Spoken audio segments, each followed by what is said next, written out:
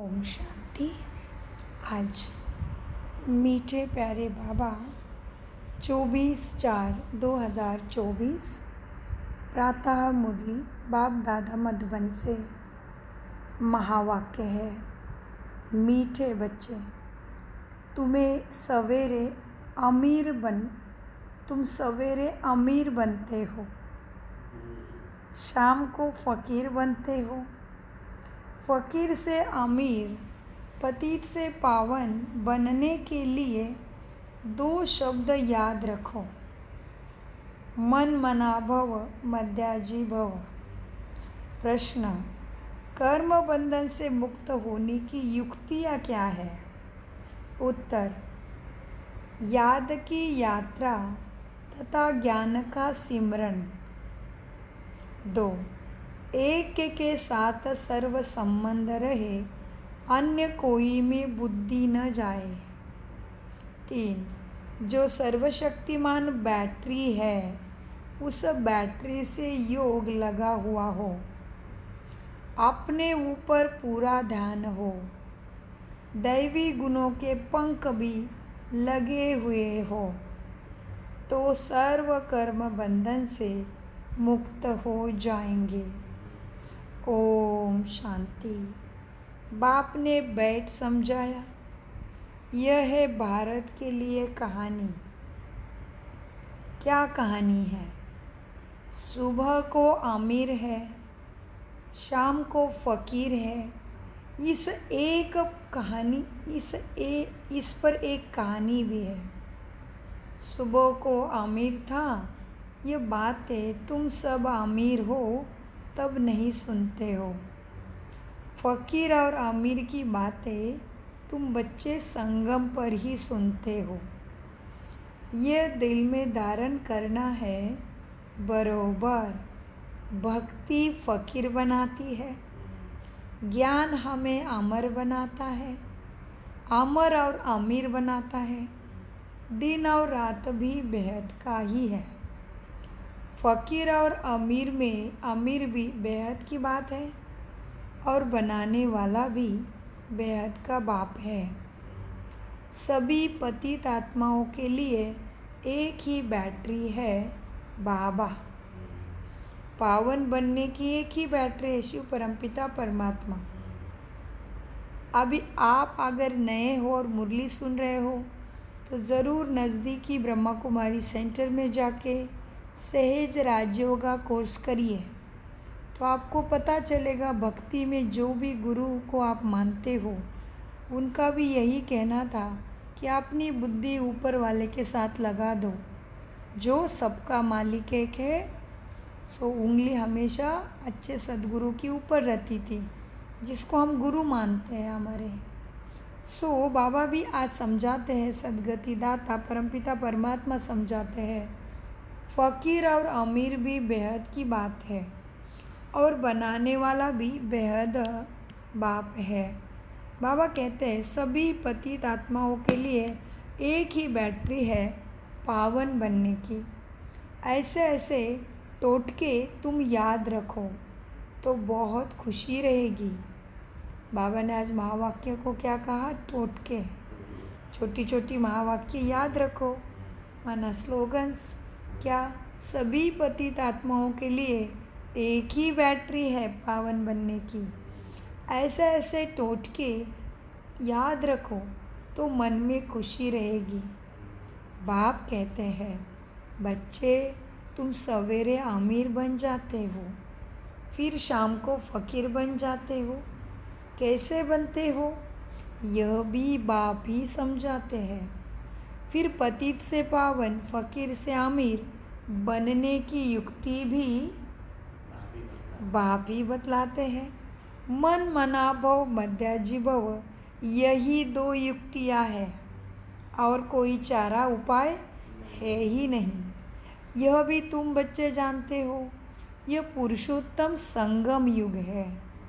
ये पुरुषोत्तम मध्याजी भव, मन मना भव भगवद गीता में आता है, लेकिन उसका अर्थ तो अभी स्वयं सद्गति दाता परमपिता परमात्मा बताते कि उससे फ़ायदा कैसे ले सकते हो।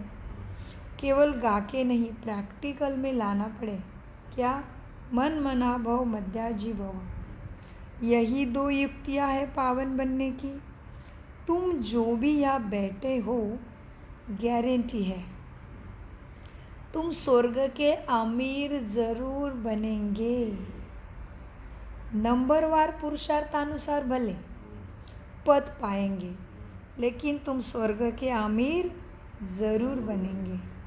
स्कूल में भी ऐसे होता है, नंबरवार क्लास ट्रांसफ़र होता है, इम्तिहान पूरा होता है तो फिर नंबरवार जाकर बैठते हैं। वह है हद की स्कूल, यह है बेहद की स्कूल। ईश्वरीय विश्वविद्यालय सभी मनुष्यात्माओं के सद्गति के लिए प्रजापिता ब्रह्मा कुमार कुमारी ईश्वरीय विश्वविद्यालय गॉडली यूनिवर्सिटी है। यह बेहद की बात है। नंबरवार रुद्रमाला में तुम जाते हो। कहाँ जाएंगे? रुद्रमाला परमधाम।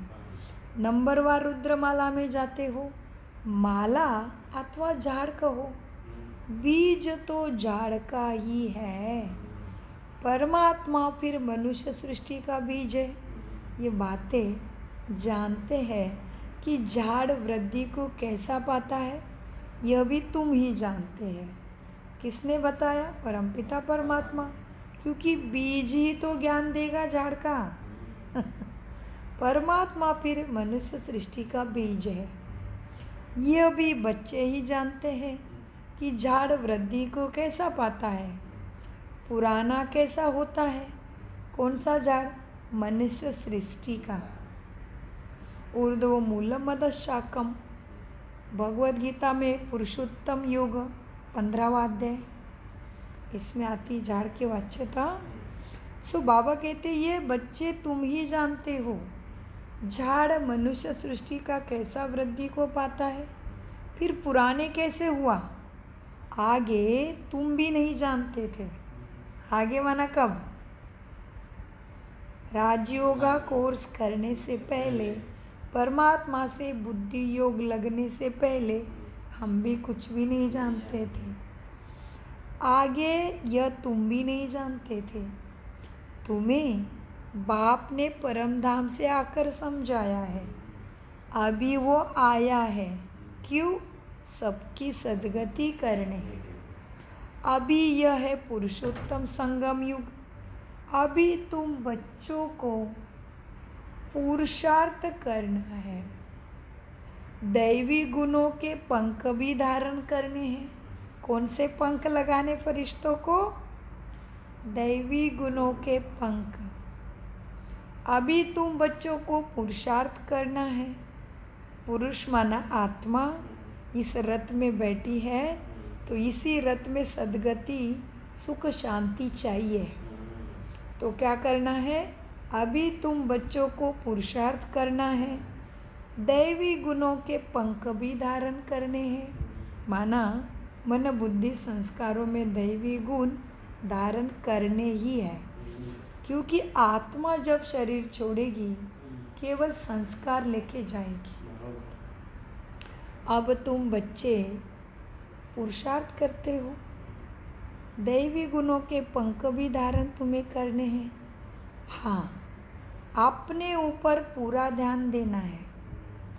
याद की यात्रा से ही तुम पावन बनेंगे और कोई उपाय नहीं है। इसलिए अपने ऊपर पूरा ध्यान देना है। बाप जो सर्वशक्तिमान बैटरी है। आज बाबा ने खुद को क्या कहा? बैटरी। जैसे फ़ोन को अगर चार्जिंग में लगाएंगे, अभी बार बार उसको हिलाओगे, चार्जिंग होगा क्या? लगा रहे हो, डिस्कनेक्ट कर रहे हो, लगा रहे हो, एक सीन में देख रहे हो, एक्शन में जाके देख रहे हो, फिर उसको निकाल रहे हो, चार्ज होगी बैटरी? नहीं। वैसे ही तुम याद में बैठते हो तो भले 1 घंटा निकालते हो, फिर शाम को भले आधा घंटा निकालते हो, लेकिन बैठे हो तो उस समय मन इधर उधर जाने ही नहीं देना। दैवी गुणों के पंख माना बाबा की शिक्षा का ही मनन चिंतन चरणिंग चले। तो मन को ऐसे एकाग्र करना पड़े तो उस बैटरी के साथ चार्जिंग होगी। क्योंकि बाबा कहते हैं आज बाप जो सर्वशक्तिमान बैटरी है उनसे पूरा कनेक्शन माना पूरा योग लगाना है। तो बाबा बैटरी है तो हम भी तो बैटरी हो गई। क्योंकि बाबा कहते बच्चे मैं भगवान हूँ, तुम मास्टर भगवान हो, मैं महादेव हूँ, तुम देवी देवता हो, मैं शिवलिंग हूँ, तुम शालिग्राम हो। तो बाबा बैटरी है तो हम भी तो मास्टर बैटरी हो गई। तो बैटरी चार्ज होगी वो पावर हाउस हो गया क्योंकि सर्वशक्तिमान है और हम भी बैटरी है। तो बाबा कहते तो हम बनते मास्टर सर्वशक्तिमान। तो बाबा कहते बच्चे बाप जो सर्वशक्तिमान बैटरी है उनसे पूरा योग लगाना है। उनकी बैटरी कभी ढीली नहीं होती, वो कभी सतो रजो तमो में भी नहीं आती, वो सदा ही संपन्न फुल बैटरी है। किसकी बैटरी ढीली नहीं होती? बाबा की। उनकी बैटरी कभी ढीली नहीं होती, वो सतो रजो तमो में भी नहीं आती क्योंकि उनकी सदा कर्मातीत अवस्था है। तुम बच्चे कर्म बंधन में आते हो, कितने खड़े बंधन है तुम्हारे पास अभी। 63 जन्मों के संस्कार है, वाम मार्ग में चले गए, सारे विकारों का अवलंबन कर लिया संसार में आके। 63 जन्मों से द्वापर युग से सारे विकार चला लिए, काम क्रोध लोभ मोह अहंकार चला लिया। क्योंकि ऐसा राजा ही पद था तो प्रजा थे, प्रजा की रक्षा करने के लिए सब कुछ करना पड़ा, विकारों में आना पड़ा। तो बाबा कहते मीठे बच्चे कितने कड़े बंधन है अभी तुम्हें। इन कर्म बंधनों से मुक्त होने का एक ही उपाय 3 बार आ गया आज। क्या? याद की यात्रा पर रहना है। हाथों से कर्म करो, मन बुद्धि से यात्रा पर रहो। इसके सिवाय कोई उपाय नहीं कड़े बंधन तोड़ने का। कर्म बंधन बहुत है बच्चे, सबके साथ कुछ कुछ करके आए। दूसरा उपाय नहीं है। जैसे यह ज्ञान है यह भी हड्डियां नरम करता है यूँ तो भक्ति में नरम बनती है। कहेंगे यह बेचारा भक्त आदमी है, इनमें ठगी आदि कुछ भी नहीं है। परंतु भक्तों में भी ठगी तो होती है। बाबा ब्रह्मा इसका बहुत अनुभवी है, वो तो है ही, जेल में पड़े हैं भक्ति के नाम पे क्या क्या करके। समझते हैं मनुष्य भक्त है बेचारा, ठगी नहीं होगी, सच्चा होगा। लेकिन भक्तों में भी ठगी है, बाबा अनुभवी है। अब आत्मा शरीर द्वारा धंधादौरी करती है तो इस जन्म का भी सब कुछ स्मृति में आता है। अब 4-5 वर्ष की आयु से अपनी जीवन कहानी याद रहनी चाहिए। कोई 10-20 वर्ष की बात भी भूल जाते हैं। अब जन्म जन्मांतर का नाम रूप तो याद ही नहीं रह सकता। इस जन्म का भी वैसे बाबा ने कायदा बताया अभी इस शरीर में आने के बाद कि वैसे इस जन्म का भी तुम जब 4-5 साल के होते हो तब से याद रहना चाहिए। लेकिन बाबा कहते कोई तो 10-20 साल का भी याद नहीं उसको कि मैं 10 साल का था तभी कैसा था, 20 साल का था तभी मेरे साथ क्या क्या हुआ, उसको याद नहीं है। तो बाबा कहते जन्मों जन्मों का कैसे याद रहेगा। बाबा कहते बच्चे तो जन्म जन्मांतर का नाम रूप तो याद ही नहीं रह सकता ना। एक जन्म का तो कुछ बता सकते हैं, थोड़ा बहुत फोटो आदि भी रखते हैं। अब दूसरे जन्म का तो पता ही नहीं रह सकता। हर एक आत्मा भिन्न नाम रूप देश काल में पाठ बजाती है। क्या क्या है हमारा पाठ बजाने का समय? भिन्न नाम, भिन्न रूप, भिन्न देश, भिन्न काल में पाठ बजाती है। अब नाम रूप सब बदलता रहता है, यह तो बुद्धि में है ना।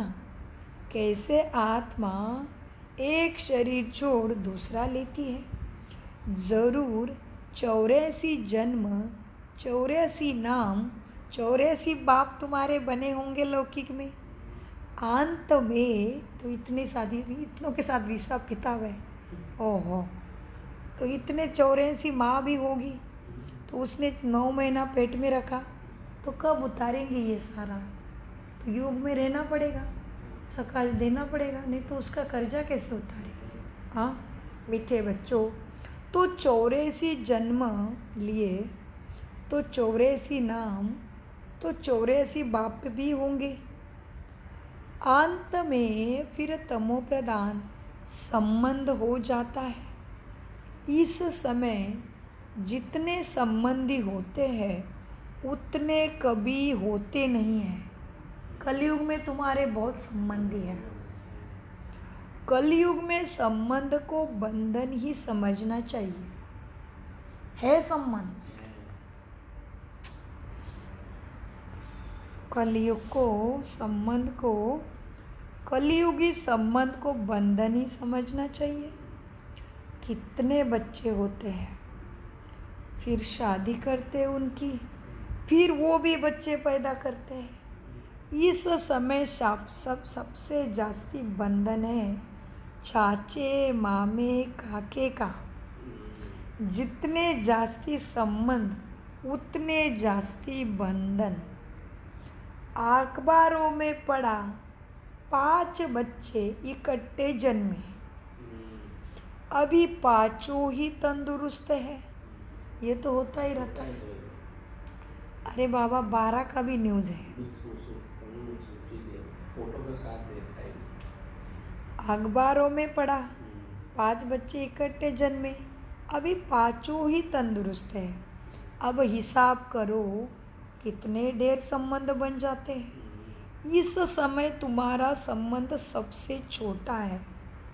सिर्फ एक बाप से सर्व संबंध है। ये तुम बच्चे सदा स्मृति में रखो। यह ज्ञान तुम ही समझते हो। बाप ही तुम्हें आके समझानी देते हैं, फिर तुम्हें सबको समझाना है। अब इतने बंधन है, कोई बात नहीं। बाबा कहते अभी आ जाओ। कहा गाया ना तुम्हें, वो माता च पिता तुम्हें अभी बोला है, वो प्रतिज्ञा पे आ जाओ, प्रतिज्ञा की भक्ति में। हाँ, तो बाबा कहते इस समय तुम्हारा सबसे छोटा संबंध है, लेकिन एक बाप से है। अभी माता पिता बंधु सखा तू ही मेरा, तो अभी प्रैक्टिकल में करो, तभी वो प्राप्ति होगी। केवल बोल बोल के छोड़ने वाली बात नहीं है। ज्ञान में महीन डाल, कल ही बाबा ने याद दिलाया। बुद्धि मोटी बुद्धि की, भक्ति मोटी बुद्धि की बात है। ज्ञान महीन प्राप्ति भी उतनी, और महीन प्रैक्टिकल की बात है। बाबा कहते बच्चे सिर्फ एक बाप से सर्व संबंध है तुम्हारा भी, दूसरा कोई से भी तुम्हारा बुद्धि योग नहीं रहे, नहीं तो वो संबंध तुम्हें फरिश्ता नहीं बनने देगा। दूसरा कोई से भी तुम्हारा बुद्धि योग नहीं है। अभी बाबा हमारी स्थिति बताते कैसे रहना है। दूसरा कोई से भी तुम्हारा बुद्धि योग नहीं है, सिवा एक के। कौन है एक? एक बाबा, दूसरा ना कोई। सतयुग में फिर इसी से जास्ती है। सतयुग में फिर इससे जास्ती है। हीरे जैसा जन्म तुम्हारा अभी है। हाईएस्ट बाप बच्चों को स्वीकार करते हैं। जैसे तुम काले कलूटे आजामिल जैसे पतित हो ना, बाप तुम्हें हाईएस्ट होने के कारण वैसे ही एडाप्ट करते हैं। हाईएस्ट बाप बच्चों को एडाप्ट करते हैं। बच्चे जीते जी गोदी में जाना वर्षा पाने के लिए। सो अभी ही तो होता है गोदी पाना भगवान की। तुम ऐसे बाप के गोदी में आए हो जिससे तुमको जन्मों जन्मों का वर्षा सुख शांति का मिलता है, जो फिर कभी मांगना नहीं पड़ता। तुम ब्राह्मणों से ऊंचा कोई है नहीं। सबको योग एक के साथ है ना तुम्हारा, है ना ब्राह्मणों? तो आपने आप जांच करो भाई, कि मैं सच्चा ब्राह्मण हूँ, मुझे रोज़ भगवान का नमस्ते मिलता है, मैं मीठा बच्चा बना हूँ, अपनी चेकिंग करो। बाबा कहते तुम ब्राह्मणों से ऊंचा कोई है नहीं, सबका योग एक के साथ है। तुम्हारा आपस में अभी कोई बुद्धि का संबंध नहीं। संबंध है कर्तव्य कर्म चुकतू करने का। उस आत्मा ने कुछ किया हुआ है, बस मुझे भी करना पड़े, वो भी गुणों में शक्ति में स्थित रखे, विकारों वश नहीं। तुम्हारा आपस में, मीठे बाबा कहते, मीठे बच्चे, तुम्हारा आपस में कोई संबंध नहीं अभी, सारी बुद्धि का योग बाप के साथ। हाँ, भाई बहन का संबंध भी गिरा ही देता है, उधर भी दृष्टि चलायमान हो जाती है। संबंध एक से ही होना चाहिए, तभी प्राप्ति होगी। हाँ, यह है नई बात, लेकिन इस पे चलना है, तभी नई दुनिया में सुख पाएंगे। हाँ, भाई बहन का संबंध भी गिरा देता है। आत्मा अभी इतनी तमो प्रधान हो गई है, संबंध इसीलिए एक से होना चाहिए। कौन है एक? बाबा। शिव बाबा से सारा संबंध मन बुद्धि से कनेक्शन से प्राप्ति है ना, कनेक्शन से पावर है, इसीलिए संबंध एक शिव बाबा से होना चाहिए। हाँ, यह है नई बात, पवित्र होकर ही वापस जाना है। ऐसे ऐसे विचार मंत्र करने से तुम बहुत रौनक में आएंगे, बहुत मज़ा आएगा योग में। ऐसे ऐसे विचार सागर मंथन करने से तुम बहुत रौनक में आएंगे। सतयुगी रौनक और कलियुगी रौनक में रात दिन का फर्क है। भक्ति मार्ग के समय है ये रावण का राज्य। पिछाड़ी में साइंस का घमंड भी कितना होता है। जैसे सतयुग से भेंट करते हैं, इतनी साइंस घमंडी हो जाती है, लेकिन है तो विनाशी। बाबा कहते भक्ति मार्ग का समय रावण का समय। तो अभी देखते हैं भक्ति की कैसे उमड़ मची है। अभी बात मत पूछो, हाँ, बहुत मच रही। तो यही साबित करता है कि रावण का राज्य है। स्वयं बाप बताता है भक्ति मार्ग का समय है रावण का राज्य। एक बच्चे ने समाचार लिखा कि हमने प्रश्न पूछा कि स्वर्ग में हो या नरक में हो, तो 3, 4, 5 ने कहा हम तो स्वर्ग में हैं। अब इसको स्वर्ग का, नरक को सुख है ना साइंस की, इसलिए अब बुद्धि में रात दिन का फर्क पड़ जाता है। वह है सतो प्रधान बुद्धि या है तमो प्रधान बुद्धि। हाँ, कोई समझते हम तो नरक में हैं, फिर उनको समझाना पड़ता है कि स्वर्गवासी बनना चाहते हो, स्वर्ग कौन स्थापन करता है? एक बाबा। ये बहुत मीठी मीठी बातें हैं। तुम नोट करते हो, परंतु वह कॉपी में नोट्स रह जाती है, फिर तुम भी समय पर भूल जाते हो। समय पर याद रहा तो उसका फ़ायदा है ना। तुम बाप से पढ़ते समय नोट तो करते हो, लेकिन समय पे सेवा में याद भी तो आए। कर्म करते टाइम महावाक्य याद तो आए, तो फिर कर्म और ऐसे संस्कार होंगे ना। सो बाबा कहते अब पतित से पावन बनाने वाले परमपिता परमात्मा शिव ही है। वही तुम्हें कहते हैं माँ में कम याद करो तो पाप कट जाएंगे। याद में कोई भी आमदनी होगी ना, याद में कोई तो आमदनी होगी ना। याद ज़रूर करना है, जैसे आएगा वैसे करो। कुछ भी नहीं आ रहा है, बाप से बात करो मन से। तो बाबा कहते हैं कोई हर्जा नहीं। आपको लगता होगा मेरा योग लगता है कि नहीं लगता है, जिसको जो करना है करने दो, लेकिन तुम उससे बात करते रहो मन से। तो बाबा ने बहुत आसान तरीका बताया कि चिंता मत करो, याद में कोई तो आमदनी होगी ना। याद की रस्म अभी निकली है, याद से ही तुम कितने उच्च और स्वच्छ बनते हो। जितना जो याद की मेहनत करेगा उतना ऊंचा पद पाएगा। बाबा से भी पूछ सकते हो। दुनिया में तो संबंध और जायदाद के पीछे झगड़े ही झगड़े हैं। यहाँ तो कोई संबंध नहीं। एक बाप दूसरा ना कोई। बाप है बेहद का मालिक। बाप क्या है? मतलब सबका पूरे विश्व का मालिक है। बाप है 84 लक्ष योनि, प्रकृति, परमात्मा, आत्मा और परमधाम, सबका वो मालिक है। एक बाप है बेहद का मालिक। बात तो बड़ी सहज है समझने के लिए। अब जो बेहद का मालिक है वही तुम्हें बेहद की सुख दे सकता है ना, तो समझने के लिए आसान है। बाप कहते हैं बच्चे बात बड़ी सहज है।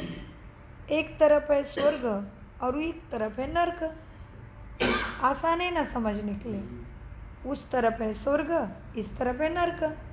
नर्कवासी अच्छे या स्वर्गवासी अच्छे? जो सयाने होंगे वो कहेंगे स्वर्गवासी अच्छे। मतलब आपको फिर आज भी मिला क्राउन, माथे पे क्राउन मिल गया बच्चे, बधाई, तुरंत बोल दिया। नर्कवासी अच्छे या स्वर्गवासी अच्छे? जो सयाने होंगे वो कहेंगे स्वर्गवासी अच्छे। कोई तो कह देते नर्कवासी और स्वर्गवासी, इन बातों से कोई हमारा मतलब नहीं, क्योंकि बाप को नहीं जानते। कोई फिर बाप की गोदी से निकल माया के गोदी में भी चले जाते, मोटी बुद्धि बन जाते, बड़ा वंडर है, ऐसे बाप को छोड़ते हैं। बाप भी वंडरफुल तो ये ज्ञान भी वंडरफुल, सब वंडरफुल। इन वंडर्स को समझने वाले भी ऐसे ही वंडरफुल चाहिए, जिसकी बुद्धि इस वंडर में ही लगी रहे। रावण तो वंडर नहीं है, ना उनकी रचना वंडर है। रात दिन का फर्क हो गया। शास्त्रों में लिख दिया कालिंद, वो कालिंद में गया, वो क्या क्या इनके उनके नाम, ऋषि मुनि, ये वो राक्षस विक्षस, वो सारी बातें बता दे बाबा बता रहे। शास्त्रों में राक्षसों को भी कितने नाम है, मारीच, ये वो क्या क्या शास्त्रों में लिख दिया है।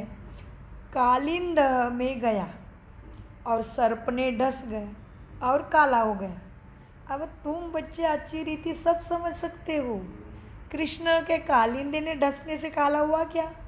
क्या जन्म मृत्यु की सीढ़ी उतरी 84 तभी काला हुआ? अभी काला का मतलब भी क्या हुआ? तमो प्रधान हुआ, उसके अंदर भी लोभ मोह अहंकार आ गया। फिर सुंदर बना मतलब क्या हो गया?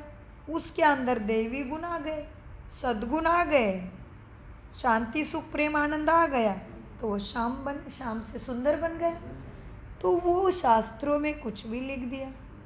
श्री कृष्ण के चित्र को कोई उठा कर पढ़े तो रिफ्रेश हो जाए। अब 84 जन्मों की कहानी है, जैसे श्री कृष्ण की है वैसे तुम्हारी भी है। स्वर्ग में तो तुम भी आते हो ना, फिर त्रेता में भी आते रहते हो, वृद्धि होती रहती है मनुष्य की। ऐसे भी नहीं, त्रेता में जो राजा होते हैं वो त्रेता में ही आएंगे। पढ़ के आगे अनपढ़ के भारी ढोनी, हाँ, भारी ढोनी पड़ेगी। यह ड्रामा का राज बाबा ही जान सकते हैं। अब तुम जानते हो, तुम्हारे मित्र संबंधी आदि सब नरकवासी है। हम क्या है? पुरुषोत्तम संगम युगी है। अब पुरुषोत्तम बन रहे हैं ना, बाहर के रहने में और यहाँ 7 रोज आकर रहने में बहुत फर्क पड़ जाता है। हंसों के संग से निकल बगुलों के संग में जाते बहुत बिगाड़ने वाले भी है। अब बहुत बिगड़ने वाले भी है। बहुत बच्चे मुरली की परवाह नहीं करते। बाप समझाते हैं, मीठे बच्चे ऐसे गफलत नहीं करो। तुमको खुशबूदार फूल बनना है। सिर्फ एक ही बात तुम्हारे लिए काफ़ी है, याद की यात्रा। यहाँ तुमको ब्राह्मणों का संग है। कहा ऊंचे ते ऊंचा और कहा वो नीचे नीचे का नीचा कलयुग का संग। बच्चे लिखते हैं, बाबा बगुलों के झुंड में हम कैसे हंस बनेंगे। किसी किसी को रहना पड़ता है गृहस्थी में। बच्चे लिखते हैं, बाबा बगुलों के झुंड में हम एक हंस क्या करेंगे। बगुले हमें कांटे लगाते हैं, कितनी मेहनत करनी पड़ती है। बाप की श्रीमत पर चलने से बच्चे पद भी तो ऊंचा मिलेगा, तो मेहनत तो करना पड़े। सदैव हंस होकर रहो। बाबा ने दिया उपाय, रहने दो तुम्हारे बाजू में बगुलों की झुंड, तुम्हें हंस बन के रहना है। पद कितना ऊंचा मिलेगा फिर। बगुलों के संग में बगुला नहीं बन जाओ, पद ऊंचा मिलेगा। गायन है ना। क्या हुआ बच्चों का, आश्चर्यवत सुनंती कतंती यहाँ से भागंती। लेकिन थोड़ा भी ज्ञान लिया है ना तो स्वर्ग में आएगा, परंतु फर्क थोड़ा रात दिन का पड़ जाता है। सजाएं बहुत कड़ी खाएंगे। बाप कहते हैं, बच्चे मेरे मत पर चल, पतित बने तो 100 गुना दंड पड़ जाता है। फिर एक तो दंड भी मिला, पद भी कम हो गया, कम हो गए। श्रीमत पर नहीं चलने से क्या हुआ, दंड भी मिला, पद भी कम हो जाता है। शरीर छूटते टाइम व्याधि तकलीफ बहुत होगी, और अभी संपूर्ण बनने टाइम आत्मा आपको क्या क्या करके डिस्टर्ब करेगी वो नहीं बता सकती। याद कम होने से, अमृत वेला मिस करने से और मुरली मिस करने से बहुत तकलीफ होती है ना। अनुभव करके देखो, बहुत गिरते बार बार। मीठे बच्चों, जैसे देखो किसी को आदत है एक गोली रोज़ चढ़ाना पड़ेगा। डॉक्टर ने बोला है कि भाई तुम्हारा बीपी नॉर्मल रहे, एक गोली खा लो। तो बाबा ने मुरली में बोला, बच्चे दुखी नहीं होना, गोली तुम्हारे लिए कलयुग का फ्रूट है। जी, खाते ठीक चलते आत्मा, काफ़ी समय तक ठीक चलते। अभी वो गोली ही नहीं खाओगे तो फिर शरीर उछल खाएगा। सेम आत्मा की गोली है मेडिटेशन। ये गोली खाना पड़ेगा अमृत वेले की, नहीं तो उछल खाएगा। इसीलिए अमूर्लिया और अमृत वेला मिस करके देखो क्या हाल होता है। बड़ा गुस्सा मारती है माँ, बार बार गिराती माया। तो ये गोली है हमारे लिए मेडिटेशन, मेडिसिन है आत्मा का। मीठे बच्चों, क्या है, मुरली को साधारण नहीं समझना।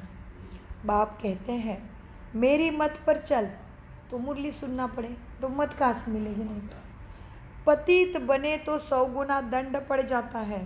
100 गुना, फिर एक का 100 गुना भी हो गए, क्योंकि भगवान का दिशा भी ऐसा है। अगर नहीं बाबा का बन के भी नहीं समझ रहे हो तो फिर बाबा कुछ नहीं कर पाते। पतित बने सो 100 गुना दंड पड़ जाता है, फिर पद भी कम हो जाता है। ये राजा ही स्थापन हो रही है ना बच्चे, तो ज़रूर ऊंचा पद पाना चाहिए। ये बातें भूल जाती है बच्चों को। यह भी याद रहे कि हमें ऊंचा पद पाना है तो ज़रूर पुरुषार्थ करेंगे। नहीं करते तो समझा जाता है, एक कान से सुने दूसरे से ज्ञान निकाल देते हैं। बाप से योग नहीं है। यहाँ रहते भी बुद्धि योग बाल बच्चों की तरफ है। बाप कहते हैं सब कुछ भूल जाना है बच्चे, इसको कहा जाता है वैराग्य। इसमें भी बच्चों में परसेंटेज है, वैराग्य वृत्ति में भी। कहाँ ना कहाँ ख्याल चलते जाते हैं, एक दो से लव हो जाता है तो भी बुद्धि उसमें लटक जाती है। यहाँ आके भी गफलत करते हैं। बच्चे, सबसे कर्तव्य कर्म निभा लो, लेकिन बुद्धि मुझे में लगाओ। बाप रोज समझाते हैं, इन आँखों से जो कुछ देखते हो, क्या सब खत्म। बहुत अच्छा। इन आँखों से, बाबा रोज समझाते हैं, इन आँखों से जो कुछ देखते हो सब खत्म होने वाला है, नाम उसका नाश। जितना उनको याद कर रहे वो भी भरपूर हो रहे आत्मा जी, क्योंकि उन्होंने ज्ञान दिया है तो बार बार ज्ञान रिपीट हो रहा है, तो उनका जमा हो रहा है। मीठे बच्चों, बाबा रोज़ समझाते हैं, इन आँखों से जो कुछ देखते हो वह सब खत्म होने वाला है। तुम्हारा बुद्धि योग नई दुनिया में रहे और बेहद के संबंधियों से बुद्धि योग रखना है। यह माशूक बड़ा वंडरफुल है बाबा। भक्ति में गाते हैं, अब जब आएंगे ना तो आपके बगैर हम किसको भी याद नहीं करेंगे। अब मैं आया हूँ तो जो गाया वो पूरा करो। तो अब तुमको सब तरफ से बुद्धि योग हटाना पड़े। यह सब कुछ मिट्टी में मिल जाना है। तुम्हारा जैसे मिट्टी के साथ बुद्धि योग है। अगर तुम सबको याद करते रहोगे तो क्या किसके साथ बुद्धि योग है? मिट्टी के साथ। तो मिट्टी कैसे सदगति कराएगी बताओ आपकी? नहीं कर सकती। तुम्हारा जैसे मिट्टी के साथ बुद्धि योग है, मेरे साथ बुद्धि योग होता। हाँ, बाबा कहते हैं बच्चे, मेरे साथ बुद्धि योग होगा तो क्या होगा? विश्व के मालिक बन जाएंगे। वाह, बाप कितना समझदार तुम्हें बनाते हैं बताओ। तो ऐसे बाप को कितना याद करना पड़े। बाप तुम्हें कितना समझदार बनाते हैं जो बगुलों के बीच में रख के हंस बनकर दिखाते हो। हाँ, कितनी धारणा करते हैं बच्चे, कड़ी मेहनत करते हैं। तो बाप तुम्हें कितना समझदार बनाते हैं। मनुष्य नहीं जानते भक्ति क्या है और ये ज्ञान क्या है। अब तुमको ज्ञान मिला है तब तुम भक्ति को भी समझते हो अच्छे से। अब तुमको फीलिंग आती है कि भक्ति में कितना दुख है।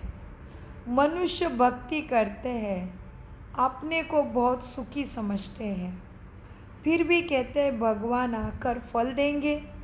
अब किसको और कैसा फल देंगे वो कुछ भी नहीं समझते हैं।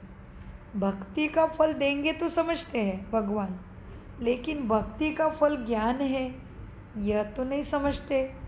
इसलिए जितने भी भक्त हो और भगवान से सुख की कामना कर रहे हो तो ज़रूर अपने नज़दीकी ब्रह्मा कुमारी सेंटर में जाके सहज राजयोगा मेडिटेशन करके ज़रूर भगवान के छत्र छाया में आ जाओ। ये सहज राजयोगा मेडिटेशन कोर्स निःशुल्क फ्री सिखाया जाता है। सो बाबा कहते मनुष्य भक्ति तो बहुत करते हैं, समझते हैं सुख मिल जाएगा। और क्या समझते हैं? हम भक्ति करते तो भगवान हमें आकर फल देगा, लेकिन भगवान फल किसको और कैसे देंगे वह कुछ भी नहीं समझते। हाँ, अब तुम बच्चे जानते हो बाप भक्ति का फल देने आए हैं ना।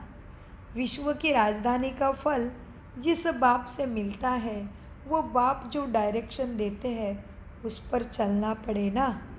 उनको कहा जाता है बाप की मत को ऊंचे ते ऊंचे मत श्रीमत भगवान वाचा।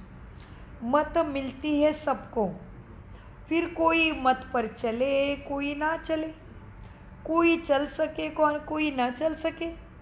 बेहद की बादशाही तो स्थापन होनी है। तुम अभी समझते हो हम क्या थे और हम अब हमारी हालत क्या हो गई है। तो बाप के सिवाय कौन छुड़ाएगा तुम्हें। माया एकदम ख़त्म कर देती है। यह तो जैसे मुर्दों की दुनिया है। कितना दुख है। भक्ति मार्ग में तुम जो सुनते थे वह सब कान से सुन के मुख से सत सत करते थे, लेकिन तुम जानते हो कि सच तो एक बाप ही सुनाते हैं, बाकी कहीं सत सत है ही नहीं। ऐसे बाप को कितना याद करना चाहिए प्यार से। यहाँ कोई बाहर वाला बैठे हो। बाबा साकार मुरली चल रही पांडव भवन में हिस्ट्री हॉल में। बाबा क्या कह रहे हैं? यहाँ कोई बाहर वाला बैठा हो तो उनको कुछ भी समझ में नहीं आएगा। बिना राजयोग करके बैठे हो तो समझ में नहीं आएगा। राजयोग है सत्य ज्ञान की प्रथम सीढ़ी।